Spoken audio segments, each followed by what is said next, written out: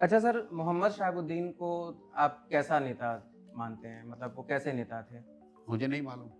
ना ले मैंने कभी काम किया, ना पक्ष में, ना विपक्ष में। जब वो नेता थे तब मैं यहाँ पर था ही नहीं। लेकिन जब भी जंगल राज की बात होती है तो एक उनका नाम जिक्र आ सबसे जाता आगे है। लिया लालू जी का जाता है। आता है जिक्र। मतलब शहाबुद्दीन जी का भी भाई नजर उस लालू जी के राज में बहुतेरे ऐसे लोग थे जो जंगल राज को जिन्होंने चरितार्थ किया, या जो उसके एक तरह से आप समझ लीजिए पीपल हु पर्सोनिफाइड जंगल राज।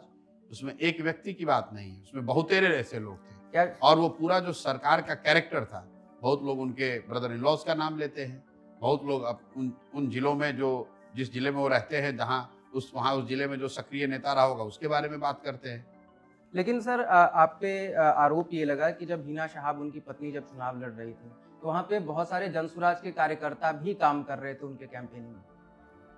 बहुत सारे जब तो जनसुराज लोकसभा में चुनाव ही नहीं लड़ रहा था। नहीं, उनके आपकी तरफ से लोग कैंपेनिंग में मदद कर रहे थे। सुन तो लीजिए, अभी आप राजद में जाएंगे तो वहां पर भी बहुत सारे लोग जो प्रोफेशनली हमारे साथ काम किए हुए हैं वो आज राजद में काम कर रहे हैं। तब तो आरोप ये लगना चाहिए कि आरजेडी का भी मदद हम ही कर रहे हैं। आज भाजपा में देश के स्तर पर जो लोग उनका कैंपेन चलाने में मदद कर रहे हैं वो लोग भी कहीं ना कहीं हमारे साथ काम किए हुए हैं। उस हिसाब से तो मैं भाजपा की भी मदद कर रहा हूँ। जो कांग्रेस में जो लोग, जिन लड़कों की बात चल रही है, वो लड़के भी हमारे साथ पहले काम किए हुए हैं।